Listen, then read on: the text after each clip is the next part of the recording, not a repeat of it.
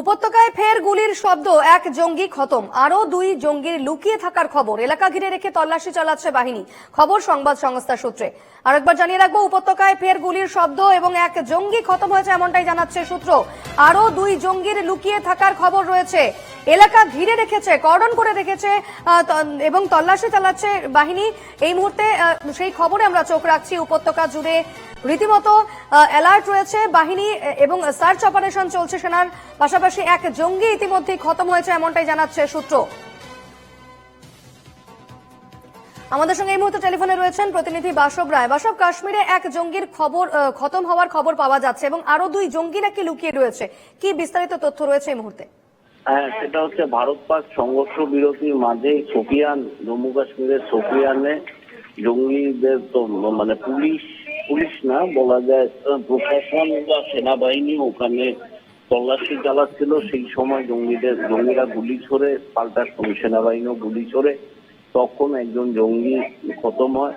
তো পরে সেনাবাহিনী কনফার্ম করে যে এই জঙ্গি ছিল লস্করি তৈবার সঙ্গে যুক্ত।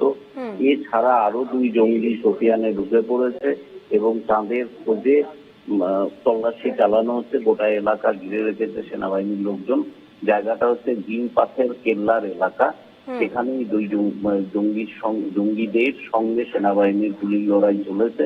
সেনার গুলিতে এক জঙ্গি হত। কিন্তু এই যে ভারত একটা ঘোষণা দিয়েছিল যে ভারতের আমাদের দেশে কোনো জঙ্গি কার্যকলাপকে ভারতের বিরুদ্ধে যুদ্ধ হিসেবে বিবেচনা করাতে হবে, তারপরেও জঙ্গিরা এইভাবে ভারতে ঢুকছে এবং হামলা চালাচ্ছে, এটা একটু আশ্চর্যের ব্যাপার। তার মানে ভারতের ঘোষণাতে জঙ্গিরা তেমন কোনো গুরুত্ব দেয়নি, এটা বোঝা যাচ্ছে। তবে আশা করা যায় আমাদের দেশ ঠিকঠাক ব্যবস্থা নিতে পারবে। সেক্ষেত্রে বাসব, আরেকটি বিষয়, আরো দুই জঙ্গির লুকিয়ে থাকার খবর পাওয়া যাচ্ছে। ফলত তাহলে এই যে যারা জঙ্গিরা নিকেশ হচ্ছে তাদের সঙ্গে কি পেহেলগাঁও কাণ্ডের কোনো যোগ রয়েছে, সে বিষয়ে কি কোনো তথ্য উঠে আসছে? না, এখনো পর্যন্ত সেরকম কিছু নেই। কারণ পেহেলগাঁও যে অ্যাটাকটা হয়েছিল তাতে লস্করি তৈবার ছায়া সংগঠন ERF তাদের সংযোগ পরিষ্কার ছিল। কিন্তু আজকে যে জঙ্গি খতম হয়েছে তার পরিচয় ঠিক দেয়নি, তার এমনি জানানো হয়েছে লস্করি তৈবার সঙ্গে যুক্ত এবং আরো দুই জঙ্গি লুকিয়ে আছে। তবে পহেলগাঁওতে যারা অ্যাটাক করেছিল তাদের খোঁজে পোস্টার করেছে 20 লাখ টাকা পুরস্কার, অর্থাৎ যে সামান্য খোঁজ দিতে পারবে, তথ্য দিতে পারবে। তাই তো বলাই যায় যে জঙ্গিদের এখনো খোঁজ চালানো হচ্ছে। পহেলগাঁও যারা অ্যাটাক করেছিল সেটা একটা আলাদা বিষয়, আর শোপিয়ানে যে গুলিগুলা চলেছে 3 জন জঙ্গি, একজন মারা গেছে, 2 জনের খোঁজ চালানো হচ্ছে, এটা পৃথক। আর কতজন জঙ্গি লুকিয়ে থাকার খবর পাওয়া যাচ্ছে? আরো 2 জন, এবং সেনাবাহিনী আশা প্রকাশ করেছে যে 2 জনই টু বি ট্র্যাকড, অর্থাৎ 2 জনকেই ধরা হবে বা খতম করা হবে। বেশ, ধন্যবাদ বাসব।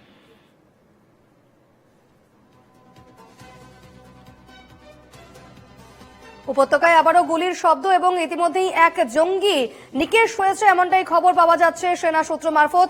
তবে আরো দুই জঙ্গি এলাকায় লুকিয়ে রয়েছে এমনটাও কিন্তু খবর রয়েছে। ফলে এই মুহূর্তে এলাকা ঘিরে রেখেছে সেনাবাহিনী, রীতিমতো চিরুনি তল্লাশি চালানো হচ্ছে জঙ্গিদের খোঁজে। গতকালই আমরা দেখেছি একেবারে হুঁশিয়ারি বার্তা দিয়েছেন প্রধানমন্ত্রী নরেন্দ্র মোদী যে কোনোভাবেই জঙ্গিদের যে কার্যকলাপ বা জঙ্গি কার্যকলাপ, সন্ত্রাসবাদী কার্যকলাপ, সেগুলো কোনোভাবেই মেনে নেওয়া হবে না। এবং তারপরই আজ উপত্যকায় আবারও গুলির শব্দ পাওয়া গিয়েছে এবং যে সূত্র মারফত যে খবর উঠে আসছে, এক জঙ্গি ইতিমধ্যেই নিকেশ হয়েছে।